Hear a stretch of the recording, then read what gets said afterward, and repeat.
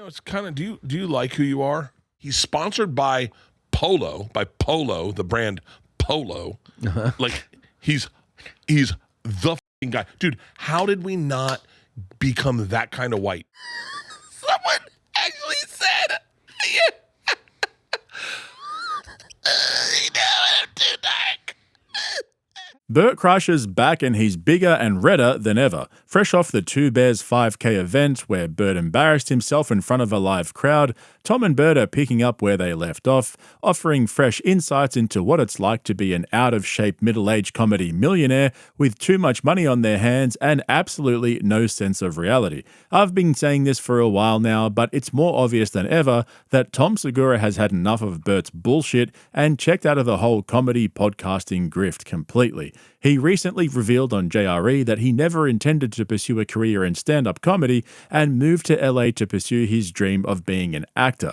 So now that his Netflix series Bad Thoughts has hit the top 10 on trending and seems to be gathering some steam, I don't think it's going to be long until he throws in the towel and severs ties with Bert professionally. This has got Brendan Schaub, Theo Von, The King and the Sting written all over it, where Tom moves on to an illustrious Hollywood career and Bert runs his podcast Bertcast into the ground, getting more and more desperate for attention and eventually exploding like the waitress's head from the Assassin story in Bad Thoughts. And Bert, if you're listening, we're going to be here with you every step of the way. But speaking of Bad Thoughts, Tom and Bert spent the first half of the show discussing the intricacies of producing a show for Netflix and all the details that nobody gives a fuck about. So if you want to see my detailed review of Tom's new show, head over to my Patreon via the link in the description and sign up so you don't miss out on that one. Those of you who have been watching all my comedy special reviews and Kill Tony live show breakdowns will know that I take it seriously and try to give a fair and balanced perspective,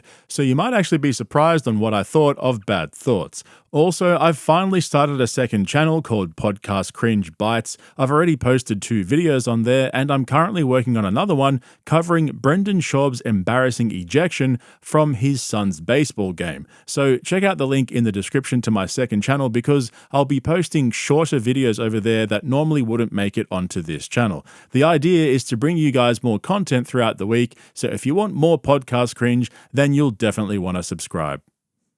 I've been eating edibles every night now. I've been smoking weed every night. I'm not sober.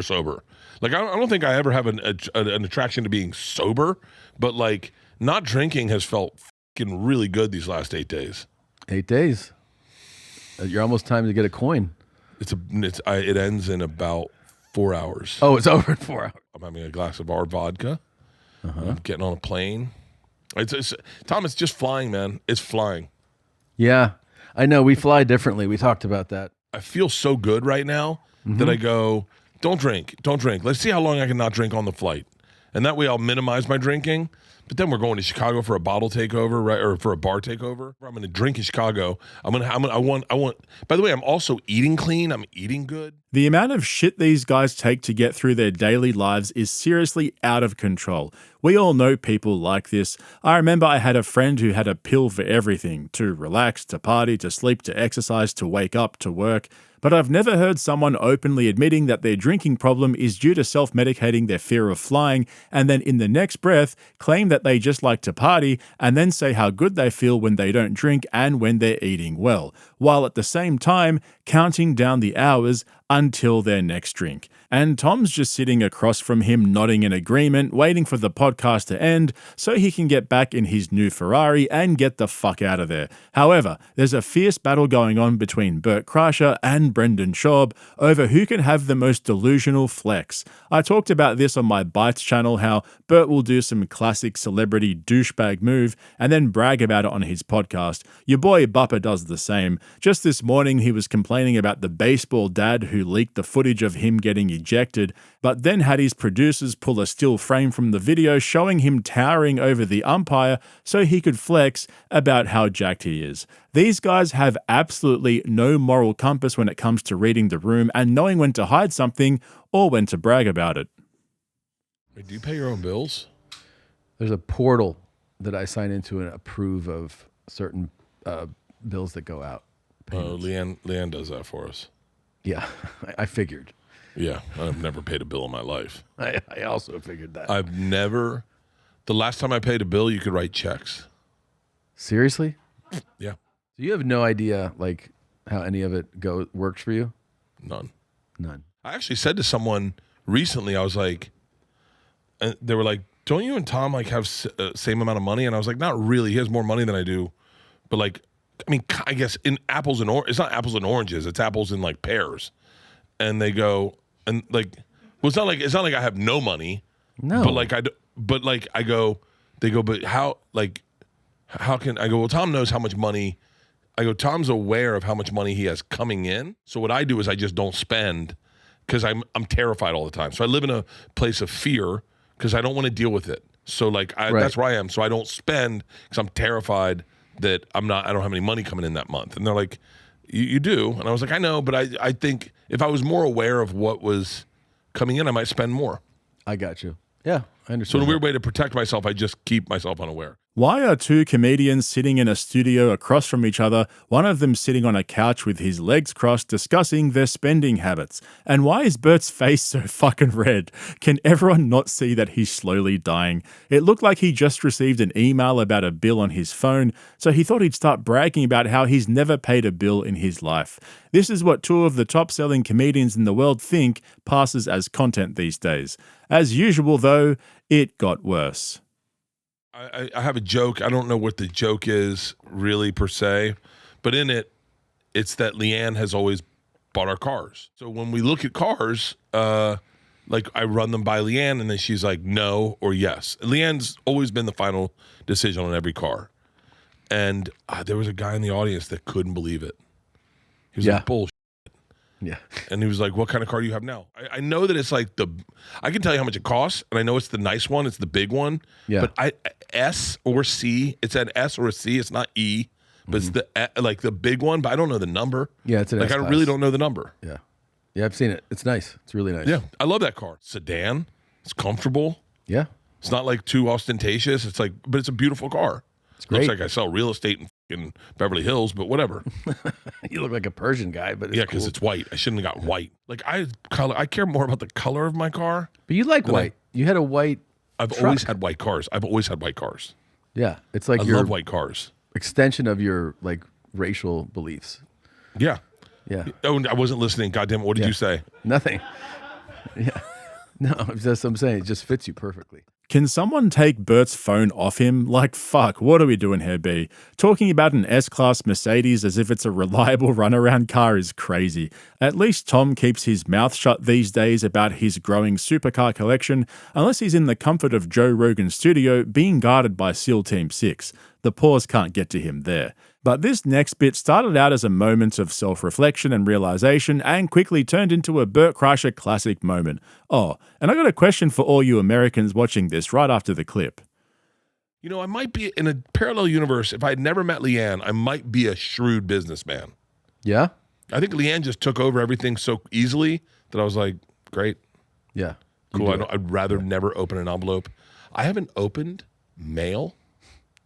I'm gonna bring Leanne in here. I'm gonna just have Leanne yell it. I'm gonna call her right now. I think you would probably be the same as Bobby Lee. You both, I think, have the same financial planning. He's like, I don't know what it is. I don't know how much the amount. I've never seen a bill. I don't open a thing. I haven't done it in 25 years. Like zero awareness. Hang on 1 second. Don't listen, okay? Okay. I haven't opened a piece of mail. I'm gonna guess. You ready? Yeah. In 22 years. Okay, let's see what she says. Leanne. Yes. When was the last time you think I opened a piece of mail? 1993. I was gonna say 22 years. I don't think I've ever opened a piece of mail since I married you. Oh, I don't think you opened mail before me. I didn't. No, I don't think you've opened mail since 1993. Maybe even before that. Maybe even ever. Yeah. I've never opened mail. That's So not it your just bag, baby. it just sits You there. have lots of gifts and talents. That's not in your wheelhouse. All right, I love you. I'll talk to you later. It gives me anxiety. Okay, first thing. Why is it that Americans never say bye before they end a call? I've wondered this my whole life, but I've never actually asked an American before. If someone did that to me, I'd be like, oh, okay, see ya. Like, fuck. Is that rude or is it just me? I don't know. Just seems like he could have waited for her to say bye before ending the call, but something tells me she's probably used to it. And here's the other thing. We all know Bert's fear of clowns and balloons, and obviously, social anxiety is a thing. I know heaps of people who hate making phone calls and don't answer their phone unless they know the number. That's fine, I totally get that. But who in the fuck has a fear of opening mail? Is that like a hangover from the war on terror or something? Because it sounds to me like straight up laziness.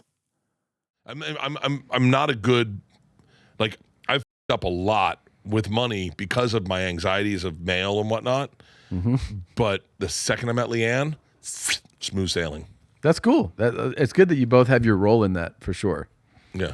I feel like in my house, it's definitely the other way. Yeah. No shit. How do you think I found you? I'm the forefront of changing gender identities. Gender yeah, there roles. you go. That's Yeah. just I am. If there's any guy out there that feels like they're like me, that they're not really good with money and they're not really good. They're good at making it. Yeah. But they're not good with running it. They spend wildly. If I knew how much money I had, I might spend crazy. Yeah. So I just go, I don't know. And so Oh, I that's don't know. good. That is good that keep you like this then. You're right. If you knew, you might go like, oh, and just go crazy. Bert basically just admitted that he's outsourced being an adult to his wife and Tom. They could both put him down as a dependent on government forms. Just think about this for a moment. Take away the shirtless stand-up routine and the endless rambling into the microphone every week on his podcasts. What can Bert actually do? I mean, at least Brendan Schaub was a professional heavyweight punching bag for a bit there, and now he knows how to change the oil on a Tesla. But Bert would be a bum if it wasn't for his clown act. And the worst part is, he's got children who, to their credit, seem like normal, functioning adults. I was looking for a clip to show you guys that I remember from ages ago on JRE where Rogan roasted Bert and called his wife Leanne his mother because she does everything for him and tells him what to do. I seriously spent like 2 fucking hours looking for this clip and I still couldn't find it. So if any of you have it, hit me up. At least Bert's wife is a good woman, though, who looks out for him and takes care of all the financials. How many stories have we all heard about rich celebrities getting shafted by their spouses, managers, and agents? Bert really is lucky. You know, it's kind of, do you like who you are? Do I like who I am? Like, do you wake up and go, I think Tom's cool as shit? No, I don't. I mean, that's not my inner dialogue. Definitely not. What's your inner dialogue when you wake up in the morning? Honestly, like the first thing is like, I'm tired. I wish I could sleep more. It's crazy to be tired when you're not hungover. And sometimes, you wake up skinny, so you're like, it's a good morning. And then sometimes Not you me. wake up fat. No, Yep, there we go. then you wake up and So you're wait. Where do you judge that skinny or fat? I can tell you mine, and then you tell me yours. Ready? On my walk to the toilet, Yeah. I'd make a profile look, like an Alfred Hitchcock look, and I can tell if I'm skinny or fat, and sometimes I don't even look. Yeah, I mean, it's similar. Mine is that the mirror is in front of me as I'm walking into the bathroom. So it's straight on. Are you weighing yourself? Yeah, How is it? not great. I'm 250, but I'll tell you this. Yeah. Like, I put my hands on the counter when I weigh myself, and I ease myself onto the scale, and I lower my hands, and I let go at 250, and then I hop off at 250. Okay. That is insane. Sometimes I weigh myself backwards and take a picture of it so I don't know what it is, but I know how heavy I was. So you don't actually even see it. So what I'll do is I'll stand backwards and I'll take a picture of it, and then But you don't look at the picture. I don't look at the picture until 3 days later when I feel like I've lost weight. And then I go, I wonder how much I was. And then the other day that backfired on me. I got on the scale the other day and I was like, I did the hands thing. Yeah. And I was like, okay, 250, I'm good with that number. And I was like, I wonder what I was. I must have been like 257 when I ran the 2 bears. And then I was like 247. What the I gained 3 pounds? Oh my God. But I think it's because I had pizza. I had cauliflower pizza, but I don't think they use cauliflower. I think they use bread. That's not cauliflower pizza. Then. That's No, just I know. pizza. I know, but I halfway through I discovered it and I was like, I'll just pretend it's a cauliflower. And then I got an IV that day, so I feel like I retained all that water. Yeah. And yeah. I get 2 bags, I get dizzy as shit. Holy shit, man. That's that's wild. Yeah, I got to trim down too. I think I put on like 10 pounds. Okay, what the fuck is this? The View for Men? Honestly, I blame Joe Rogan. He did this. But it's any guess how much Bert really weighs. Like Tom said, cheating while weighing yourself is crazy. It sounds like Bert's afraid of reality. He's openly spoken about his never-ending quest for his father's love and affection, and how he spent years in therapy over it. Incidentally, he just had his dad on Bertcast, and honestly, it makes absolutely zero sense how Bert is his son. He seems like a completely normal dude. And so when you add it all up, you sort of start to see the full picture. He hates paying bills, he has a fear of opening mail, Tom is his father figure even though he's several years older than Tom, he lies to himself when he jumps on the scales to make himself feel better about his lifestyle. He's basically a fatter, redder and dumber Peter Pan, without the cool costume. Mark my words, guys, after Brendan Schaub hears that, he's going to queue up a Peter Pan costume for Halloween this year. But just before I go on, can we appreciate the sheer craziness of the way Bart weighs himself? And please correct me if I've misunderstood this. So, when he steps on the scale, he puts his hand on the counter in front of him to hold up some of his weight. Then he slowly loosens his hands on the counter, which adds weight back onto the scale. And when it gets up to 250 pounds, he gets off. Is that right? Because that's not just crazy, it's borderline fucking psychotic. Like, what the actual fuck is he talking about? And how do you take a photo of the scale behind your back? Like, literally, how do you do that? Oh man, making this video feels like one long acid trip. I get high. I watch Bad Thoughts last night. Leanne goes to bed. It's like midnight, and I'm pretty high. I got these great Pax vape pens that are like perfect. Because you got me on Drive to Survive, and then that got me into Polo. Yeah. Last night, it auto-played, like it just immediately goes into Meghan Markle's show. Oh, my God. Halfway through, Tom, I realized I was whispering. Like, she whispers through it, and it's like, but like she says wild, crazy things. It's almost like she was never American. It's almost like she was never like a regular, she was always a princess. My friend Delphina is coming over. Her husband, Nacho, is good friends with Harry. We go out and hike, and then so I Google Nacho, right? Mm-hmm. Nacho is the most beautiful man in the world. He is one of the richest men in the world. He runs the #1 polo. Him and Harry play polo together. And guess what? Meghan Markle speaks Spanish. Meghan Markle speaks Argentinian Spanish. Really? And I'm like, who the is Meghan Markle? How are these guys always complaining about how busy they are, yet Bert still has time to binge watch Meghan Markle's cooking show? I literally think that when Bart's not on stage or doing a podcast, he's just like a little kid running amok. He was even talking about using a screen timing tool to limit the amount of time he spends on his phone. But the whole Meghan Markle thing was just weird. He was rambling for like 20 minutes about how he got sucked into it. I mean, it was the longest segment in the episode. He even got his producers to start pulling up photos of everyone so he could show us how good looking, white, and privileged they are. Dude, this guy Nacho, I got onto a deep dive of him, and then that's just their first friend. Then they go to I've watched 4 episodes of this goddamn show, Tom. He's sponsored by Polo, the brand Polo. Uh-huh. Like, he's the fucking guy. Dude, how did we not become that kind of white where we played polo and we photographers, and they knew how to make focaccia, and they fucking made tea. Tom, she made biscuits for their fucking dog.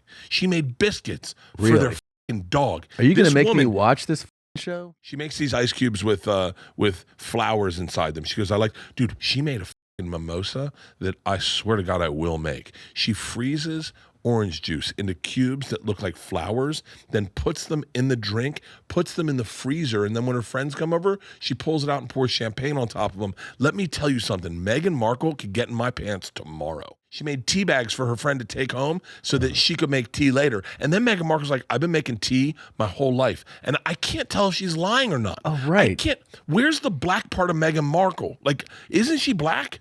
Half.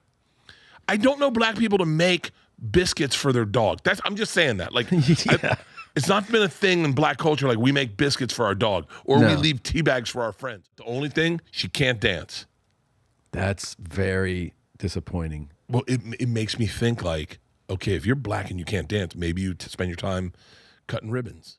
Bert's got this weird obsession with race, and I don't know if it's healthy. How many times have we heard him lusting over big black dudes and share his weird fantasies about getting railed by them? I think Rogan said something similar once too. What's with these guys and their weird-ass fantasies? And don't even get me started on the shit that goes on in Tom's head. That guy's a proper weirdo. But we've all heard Tim Dillon's funny as hell takes on Meghan Markle. In my review of his recent comedy special on Patreon, I mentioned how much I love hearing his rants about her and the royals, and his joke about showing a Syrian refugee how hard her life is was probably one of the best jokes in the whole special, in my opinion. And at first, Bert's rant was kind of unhinged, but the way he brought it all together at the end, well, he almost had me convinced. I think, look, let's, for just argument's sake, Tom, okay? For argument's sake, okay? Argument's sake. Say she is the real deal. Say she does like make dog biscuits and make her own tea. She leaves it outside. She steeps it all day. And then Harry meets her, right? Harry's only the Duchesses of Wales, right? Yeah. All these like those white broads, pasty white broads that are. He's basically fucking Downton Abbey his whole life, right? Yeah. Meets a American half black chick, right? Yeah, who can twerk a little bit, fucking rails him, and she says casually, "Let's just argument's sake, Tom. Argument's sake. Argument's sake." She goes, "Hey man, this is a little fucked up. It's crazy, man. No one's making eye contact. Like what the." And he's like, well, I'm the prince. Yeah. She goes, yeah, this is kind of crazy. And by the way, everyone's like, how dark will the baby be? Yeah. Someone You're actually black. said that. Will it be blacker than you? Someone actually said, are we looking at a Patrick Ewing or more of a Steph Curry? We certainly don't want him any darker. I'm too dark. What if she casually says that, right? She casually is like, this is a little racist because she's American, right? Yeah. She's American.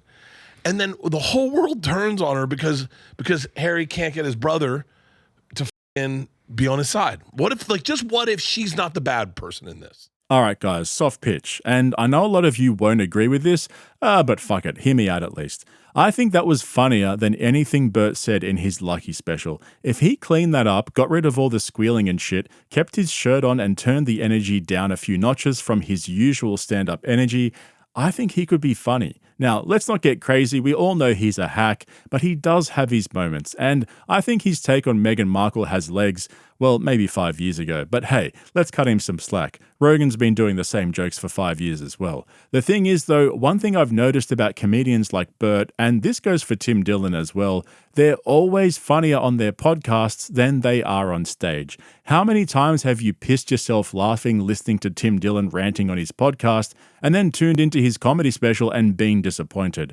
This is what I think happens, right? They come up with a funny story or a hot take on a podcast, someone tells them it's funny, maybe they hear their producers laughing, or Joe Rogan calls them up and tells them they're really funny and should tell it on stage, whatever it is, they decide to work on it. Then they absolutely butcher it. They work it into the ground until it's no longer funny and it sounds formulaic and scripted. And then everyone says they're funnier on their podcasts than they are on stage. There you go, Bert. I figured it out for you, buddy. Anyway, remember to head over to my second channel, Podcast Cringe Bites, and subscribe so you don't miss out on all my uploads throughout the week. And if you want to see my full review of Tom Segura's new Netflix show, Bad Thoughts, check out the link in the description to my Patreon, where you'll find a bunch of exclusive, long-form, uncensored content as well. Thanks for watching, guys. I'll catch you in the next one. Congratulations on Bad Thoughts. Thanks, bro. It's f***ing awesome. I'm so happy for you. I'm so happy. You've watched me succeed so often. It's so nice to see you succeed. Thank you. And it's just really a treat to be on your side of the fence and just really watch you shine. Thanks, man. I know you must be just filled with joy.